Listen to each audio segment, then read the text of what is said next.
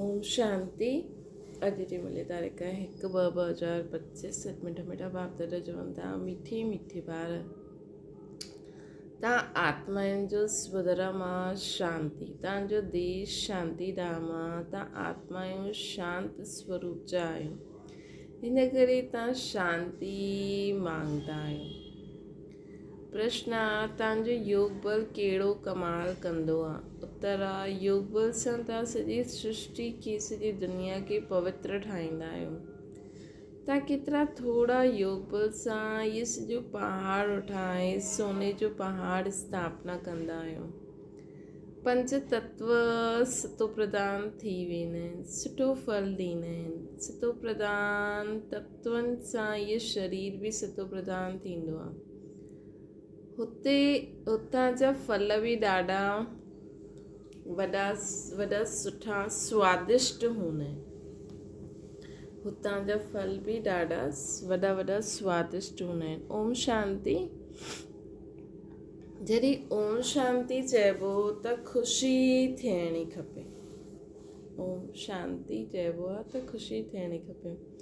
वास्तव में आत्मा आहे ही शांत स्वरूप, हुनजो स्वधर्म ही शांति आहे। हिन ते सन्यासी बि चईंदा आहिनि, शांति त असांजे गले जो हार आहे। शांति खे ॿाहिरि किथे ढूंढंदा आहियो? आत्मा स्वतः शांत स्वरूप आहे। हिन शरीर में पाठ वॼाइण अचणो पवंदो आहे आत्मा खे। आत्मा सदा शांत रहे त कर्म कीअं करे? कर्म त करिणो ई आहे न। हर शांति धाम में आत्माऊं शांत रहंदियूं आहिनि, हुते शरीर त आहे न। इहे कोई सन्यासी आदि न सम्झाईंदा आहिनि कि असां आत्माऊं आहियूं, शांति धाम में रहण वारियूं आहियूं। ॿारनि खे सम्झायो आहे शांति धाम असांजो देश आहे, पोइ असां सुख धाम में अची करे पाठ वॼाईंदा आहियूं, पोइ रावण राज्य थींदो आहे। त बाबा असांखे चवनि था, इहे त बाबा ई असांखे सम्झाईंदा आहिनि।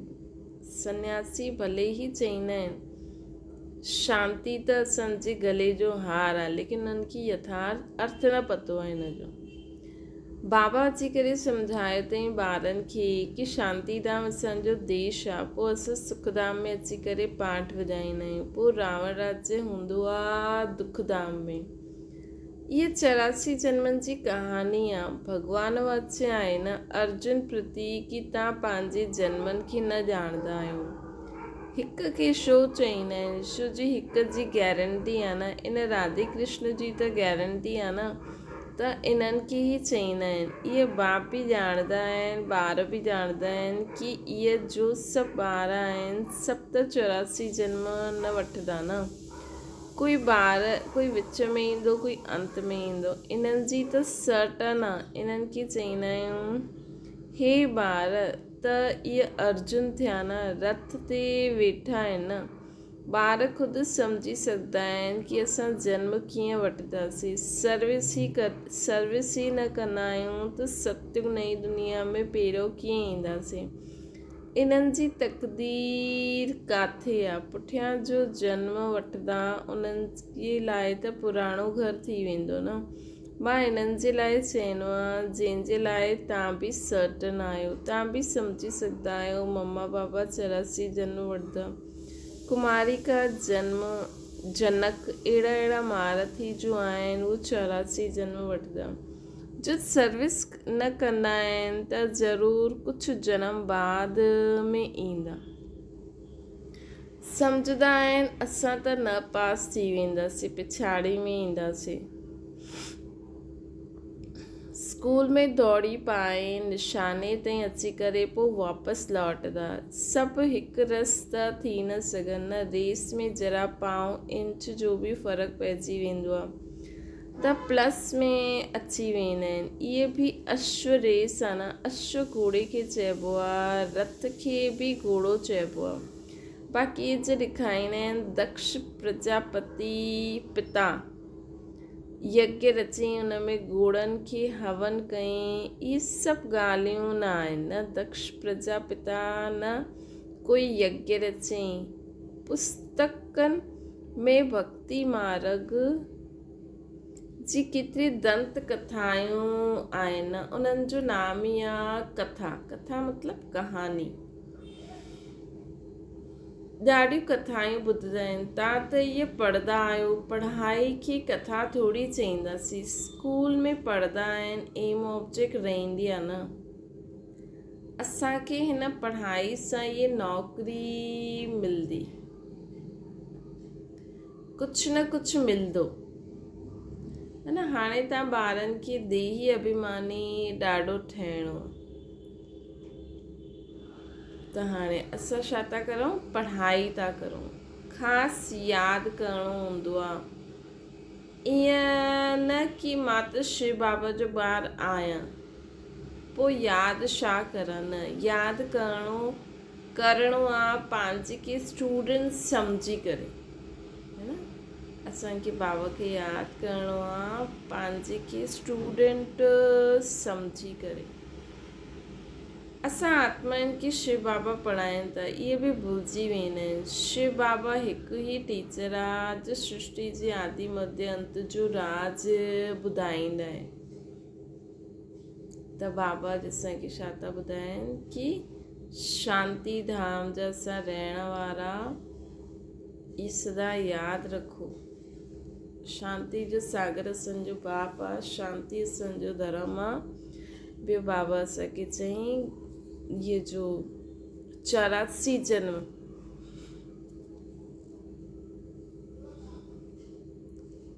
केरु वठंदा, है न। जेको फर्स्ट राजधानी में ईंदा उहो त सभु 84 जन्म वठंदा न। जेका ब्रह्मा बाबा जी राजधानी में ईंदा, है न। जॾहिं ब्रह्मा बाबा सां 5000 साल जो चक्कर शुरू थींदो, जॾहिं ब्रह्मा बाबा जो जन्म थींदो, है न। उन्हनि जो पहिरियों जन्म 150 साल ताईं हलंदो, है न। त भले ई असांजा ॾींहं कम हुजनि, लेकिन साल त ओतिरा ई चईंदासीं न कि हा भई इन्हनि खे एतिरा ब्रह्मा बाबा खां शुरू थींदा 5000 साल, 1250। त बाबा चवनि था कि हा ब्रह्मा बाबा जे जनम खां पोइ आसपास में अगरि कंहिं जन्म वरितो, है न, त ओतिरा ई हुन हिसाब सां 84 जन्म में बाक़ी नंढो वॾो थी सघंदो आहे, है न। जन्म त पोइ थी सघंदा आहिनि न 84 जन्म। जीअं बाबा चई जनक दादी ऐं कुमारिका दादी जा बि 84 जन्म बि थींदा। हा, बाक़ी ॾींहं हेठि मथे थी सघंदा आहिनि, नंढा वॾा। त बाबा असांखे चवनि था, पोइ बाबा चवनि था ईअं ई रेस जे हिसाब से पोइ बाबा ॿुधाइनि पिया। हाणे बाबा कथाउनि जे बारे में ॿुधाइनि था कि असांजी हिते आहे पढ़ाई, इहा ई महिनत आहे न। तव्हां ॿारनि खे हाणे देही अभिमानी ठहिण जी पढ़ाई पढ़ाइनि था। बाप खे यादि करण सां ई विक्रम विनाश थींदा आहिनि। ख़ासि यादि करिणो हूंदो आहे। ईअं न कि मां त शिव बाबा जो ॿारु आहियां ई, पोइ यादि छा करां? न, यादि करिणो आहे पंहिंजे के स्टूडेंट सम्झी करे। असां आत्माउनि खे शिव बाबा पढ़ाइनि था, इहे भुलिजी वेंदा आहिनि ॿार। शिव बाबा हिकु ई टीचर आहे जो सृष्टि जे आदि मध्य अंत जो राज ॿुधाईंदा आहिनि। इहे बि यादि न रहंदो आहे, है न।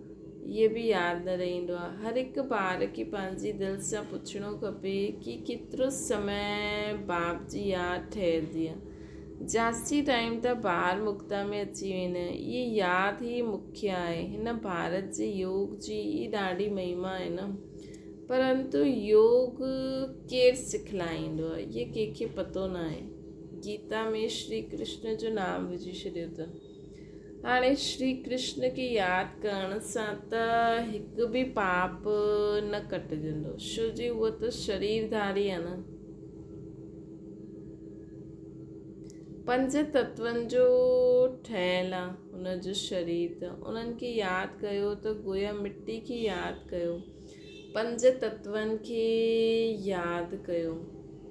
शिव बाबा त अशरीर आहे न, अशरीरी आहे, हिन करे चईंदा आहिनि अशरीरी ठहो, मुंहिंजे बाप खे मथे यादि करो।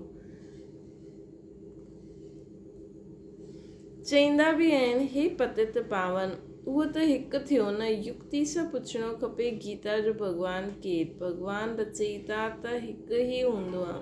अगरि मनुष्य पंहिंजे खे भॻवानु कहलाईंदो बि आहे त ईअं कॾहिं न चईंदा कि तव्हां सभु असांजा ॿार आहियो, या त चईंदा तत्व, या चईंदा ईश्वर सर्वव्यापी। असां बि भॻवानु, तव्हां बि भॻवानु, है न। अगरि कोई चए त बि हीअं न चईंदा कि तव्हां सभु असांजा ॿार आहियो, वो चईंदा या त चईंदा तत्वम, भई तव्हां में बि भॻवानु आहे, या त चईंदा सर्वव्यापी।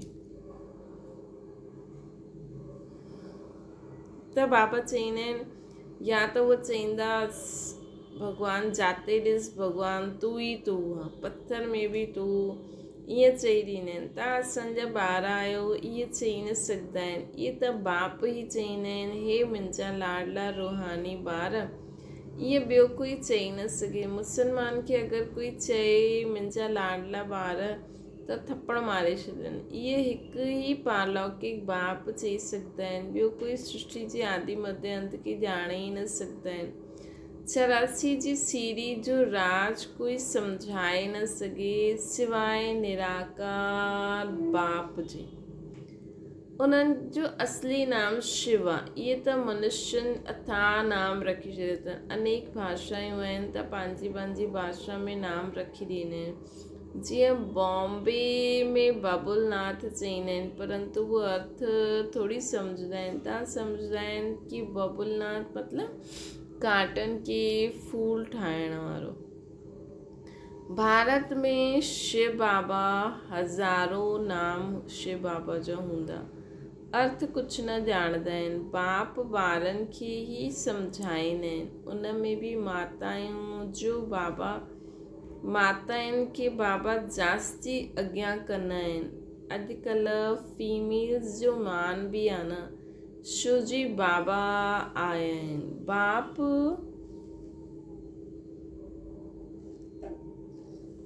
माताउनि जी महिमा ऊंच कंदा आहिनि। तव्हां शिव शक्ति सेना आहियो न, तव्हां ही शिव बाबा खे ॼाणंदा आहियो।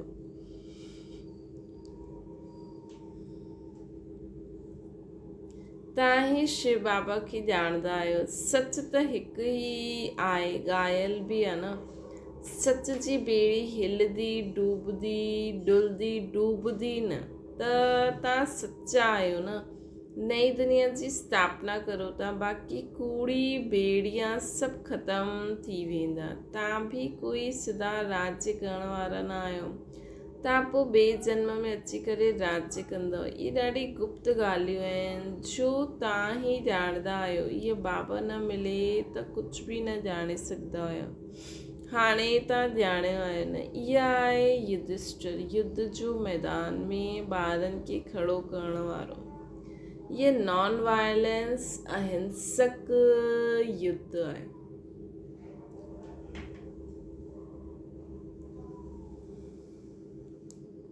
मनुष्य हिंसा सम्झी वठंदा आहिनि, मनुष्य हिंसा सम्झी वठंदा आहिनि मारामारी खे।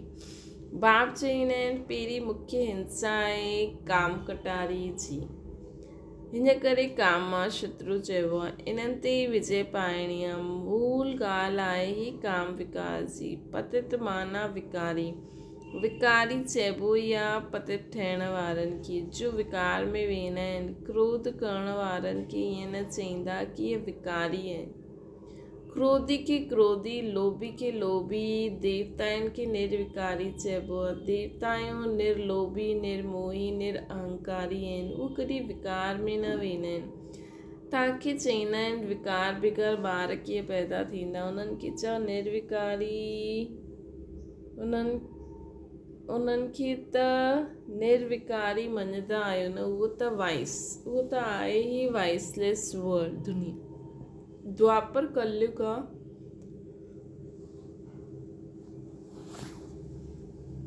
विशेष दुनिया। ख़ुदि खे विकारी देवताउनि खे निर्विकारी चईंदा आहियो न। तव्हां ॼाणंदा आहियो असां बि विकारी हुआसीं, हाणे इन्हनि जहिड़ो निर्विकारी ठहूं था। इन लक्ष्मी नारायण भी यादि जे बल सां इहे पद पाई, पोइ वरी पाइनि था, है न। ये लक्ष्मी नारायण भी बाबा जी यादि जे बल सां उन्हनि इहे पद पायो, वरी पाइनि था। असां ही देवी देवता हुयासीं, असां कल्प पहिरियों हीअं राज्य पायो हुयो जो गवायो, पोइ वरी पायूं था। भी यादि जे बल सां इहे पद पाते। यही चिंतन बुद्धि में रहे त बि ख़ुशी रहंदी, परंतु माया ये स्मृति भुलाए ॾींदी आहे। बाबा ॼाणंदा आहिनि त स्थाई यादि में न रही सघंदव। तव्हां ॿार अडोल ठही यादि कंदा रहो त जल्दी कर्मातीत अवस्था थी वञे ऐं आत्मा वापसि हली वञे, परंतु न। पहिरें नंबर में त इहे वञण वारा आहिनि, पोइ शिव बाबा जी बारात वेंदी। शादी में मातायूं मिट्टी जी मटकी में ज्योति जॻाए करे वेंदियूं आहिनि, ये निशानी आहे। शिव बाबा साजन त सदा जागती जोत आहे, बाक़ी असांजी जोत जॻाई आहे हुननि। हितां जी ही ॻाल्हि पोइ भक्ति मार्ग में कंदा आहिनि। तव्हां योग बल सां पंहिंजी ज्योति जॻाईंदा आहियो, योग सां तव्हां पवित्र ठहींदा आहियो। ज्ञान सां धन मिलंदो आहे न। पढ़ाई खे सोर्स ऑफ इनकम चइबो आहे। योग बल सां तव्हां ख़ासि भारत आर्म्स जे विश्व खे पवित्र ठाहींदा आहियो। इन में कन्याऊं ॾाढी सुठी मददगार ठही सघंदियूं आहिनि। सर्विस करे ऊच पद पाइणो आहे, जीवन हीरे जहिड़ो ठाहिणो आहे, कम न। ॻायल बि आहे न, फॉलो फादर,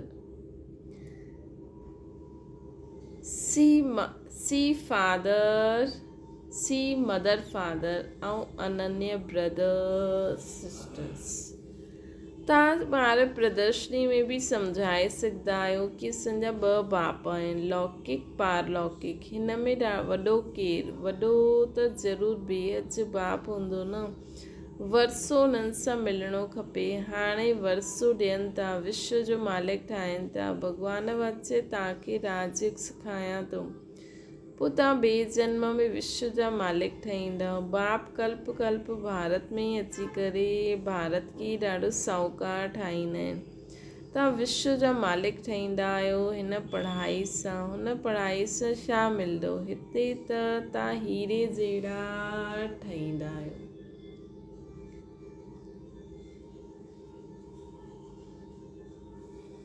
हिते त असां छा ठाहींदा आहियूं? हीरे जहिड़ा ठाहींदा आहियूं। हिते त तव्हां हीरे जहिड़ा ठाहींदा आहियो 21 जन्मनि जे लाइ। हुन पढ़ाई में राति ॾींहं जो फ़र्क़ु आहे। इहे त बाप टीचर गुरु हिकु ई आहे। त बाप जो वरसो, टीचर जो वरसो, गुरु जो वरसो सभु ॾींदा आहिनि। हाणे बाप चईंदा आहिनि देर सहित सभिनि खे भुलिजो, है न। हाणे बाप चईंदा आहिनि देर सहित सभिनि खे भुलिजणो आहे। तव्हां मरियो, मरी वई दुनिया। बाप जे एडॉप्टेड ॿार ठहिया आहियो, बाक़ी कंहिंखे यादि कंदव। ॿियनि खे त ॾिसंदे उहे जीअं कि ॾिसंदा ई न आहियो। पाठ में बि ईंदा आहियो, परंतु बुद्धि में आहे हाणे असां सभिनि खे घर वञिणो आहे, पोइ हिते अची करे पाठ वॼाइणो आहे। इहा बुद्धि में रहे त बि ख़ुशी रहे। ॿारनि खे देह भान छॾे ॾियणो खपे। इहे पुराणी चीज़ूं हिते छॾणियूं आहिनि, हाणे वापसि वञिणो आहे। नाटक पूरो थींदो आहे। पुराणी सृष्टि खे आग लॻे थी न। अंधनि जी औलाद अंधा अज्ञान नींद में सुम्ही पिया आहिनि। नाटक पूरो थियो, पुराणी सृष्टि खे हाणे आग लॻणी आहे। मनुष्य त सम्झंदा आहिनि इहे सुम्हल उहे मनुष्य ॾेखारींदा आहिनि, परंतु अज्ञान नींद जी ॻाल्हि आहे। जंहिंसां तव्हां जाॻंदा आहियो, जंहिंसां तव्हां जॻाईंदा आहियो, ख़ुदि बि जाॻिया आहियो। अज्ञान अर्थात ॾींहुं सतयुग, अज्ञान अर्थात राति कलयुग। इहे ॾाढी सम्झण जी ॻाल्हियूं आहिनि। कन्या शादी कंदी आहे त माता पिता सासु ससुर आदि बि यादि ईंदा, उन्हनि खे भुलिजणो पए। इहे बि युगल आहे, ईअं बि युगल आहे जो सन्यासियुनि खे ॾेखारींदा आहिनि। असां युगल ठही करे कॾहिं विकार में न वेंदा आहियूं। ज्ञान तलवार विच में आहे। बाप जो फरमान आहे पवित्र रहणु। ॾिसो रमेश उषा आहे, कॾहिं बि पतित न ठहिया आहिनि। इहे डर आहे, अगरि असां पतित ठहींदासीं त 21 जन्मनि जी राजा ई ख़तमु थी वेंदी, देवालो मारे ॾींदा। ईअं कोई फेल थी पईंदा आहिनि। गंधर्वी विवाह जो नाम त आहे न, तव्हां ॼाणंदा आहियो पवित्र रहण सां पद ॾाढो ऊचो मिलंदो आहे। हिकु जन्म जे लाइ पवित्र ठहिणो आहे। योग बल सां कर्मेंद्रियनि ते बि कंट्रोल अची वेंदो आहे। योग बल सां तव्हां सॼी सृष्टि खे, सॼी दुनिया खे पवित्र ठाहींदा आहियो। तव्हां केतिरा थोरा ॿार योग बल सां इहे सॼो पहाड़ उड़ाए सोने जो पहाड़ स्थापना कंदा आहियो, है न। हिकु जन्म जे लाइ पवित्र ठहिणो आहे।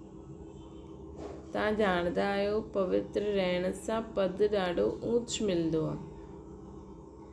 हिकु जन्म जे लाइ पवित्र ठहिणो आहे। योग बल सां कर्मेंद्रियनि ते कंट्रोल अची वञे। योग बल सां तव्हां सॼी दुनिया खे पवित्र ठाहींदा आहियो। तव्हां केतिरा थोरा ॿार योग बल सां सॼो पहाड़ उड़ाए सोने जो पहाड़ स्थापना कंदा आहियो। मनुष्य थोरी सम्झंदा आहिनि, उहो त गोवर्धन पर्वत पिछाड़ी परिक्रमा ॾींदा। इहे त योग बल सां इहे विषय जो छी पहाड़ हिनखे उड़ाए करे सोने जो पहाड़ स्थापना करणो आहे। इहे त बाबा चवंदा आहिनि मनुष्य थोरी सम्झंदा आहिनि, उहो त गोवर्धन पर्वत पिछाड़ी परिक्रमा ॾींदा रहंदा आहिनि। इहे त बाप ई अची करे सॼी दुनिया खे गोल्डन एज ठाहींदा आहिनि। इहे न कि हिमालय कोई सोने जो थी वेंदो, हुते त सोने जी खानियूं भरतू थी वेंदियूं। 5 तत्व सुतो प्रधान आहिनि, फल बि सुठो ॾींदा आहिनि। 5 तत्व सुतो प्रधान थी वेंदा, फल बि सुठो ॾींदा। सतो प्रधान तत्वनि सां इहे शरीर बि सतो प्रधान थी वेंदो। हुतां जा फल बि ॾाढा वॾा स्वादिष्ट हूंदा। नाम ई आहे स्वर्ग। त पंहिंजे खे आत्मा सम्झी बाप खे यादि करण सां ई विकार छूटंदा। देह अभिमान में अची करे विकार जी चेष्टा थींदी आहे। योगी कॾहिं विकार में न वेंदो, है न। हुनखे पतो आहे ये देह त सांप आहे, है न। ये देह त विकार जी ठहियल आहे, छी आहे, है न। त उहो कॾहिं बि विकार में न वेंदो। योगी कॾहिं विकार में न वेंदो। ज्ञान बल त आहे, परंतु योगी न हूंदा त किरी पईंदा। जीअं पुछिबो आहे न, पुरुषार्थ वॾो या प्रारब्ध, चवंदा आहिनि पुरुषार्थ वॾो। वैसे इन में चवंदा योग वॾो। योग सां ई पतत खां पावन ठहींदा आहिनि। हाणे तव्हां ॿारनि त चवंदा आहियो असां बेहद जे बाप सां पढ़ूं था। मनुष्य सां पढ़ण सां छा मिलंदो? मास में छा कमाई थींदी? इहे त तव्हां हिकु रतन धारण कंदा आहियो। इहे 1 लख रुपए जो आहे। हुते पैसा गिनती न कबा आहिनि, अनगिनत धन हूंदो आहे। सभिनि खे पंहिंजी खेतियूं आदि हूंदियूं आहिनि। हाणे बाप चवंदा आहिनि असां तव्हांखे राजयोग सेखारींदा आहियूं। इहा आहे एम ऑब्जेक्ट। पुरुषार्थ करे ऊच ठहिणो ई आहे। राजधानी स्थापना थिए थी न, इन लक्ष्मी नारायण कीअं प्रारब्ध पाई। इन्हनि जी प्रारब्ध खे ॼाणियो आहे त बाक़ी ॿियो छा खपे। हाणे तव्हां ॼाणंदा आहियो कल्प 5000 वर्ष पोइ बाप ईंदा आहिनि, अची करे भारत खे स्वर्ग ठाहींदा आहिनि। त ॿारनि खे सर्विस करण जो उमंग अचिणो खपे। जेसिताईं कोई खे रास्तो न ॿुधायो तेसिताईं कुझु खाइणो न खपे। एतिरो उमंग उल्लास थिए तॾहिं ऊच पद पाए सघंदा आहियो।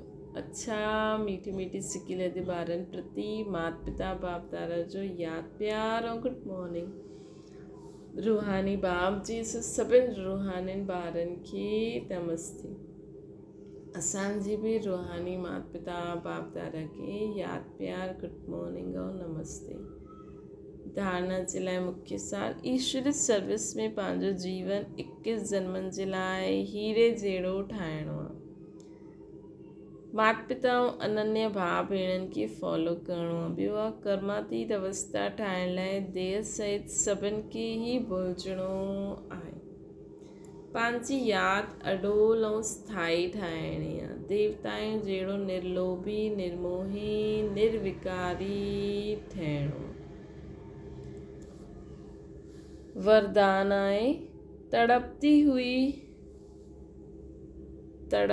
हुई आत्माउनि खे 1 सेकेंड में गति सदगति ॾियण वारा मास्टर दाता ठहो। जीअं स्थूल सीजन जो इंतज़ाम कंदा आहियो सेवाधारी सामग्री सभु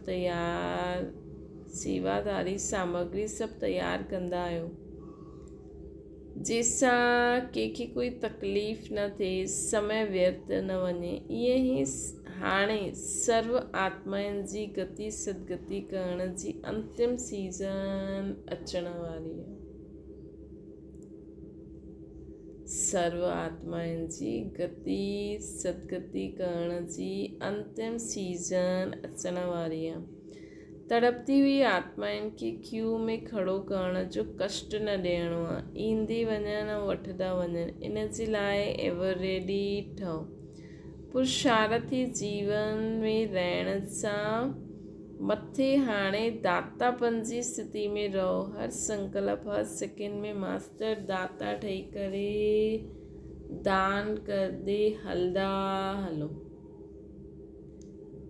त हाणे दाता ठहींदासीं त असांखे बि मिलंदो उन्हनि खे बि मिलंदो। पंहिंजे पुरुषार्थ में जेतिरो माण्हू समय ॾींदा आहिनि हाणे सभिनि खे ॾियण में समय ॾियनि। स्लोगन आहे हुज़ूर खे बुद्धि में हाज़िर रखो त सर्व प्राप्तियूं जी हुज़ूर कंदियूं।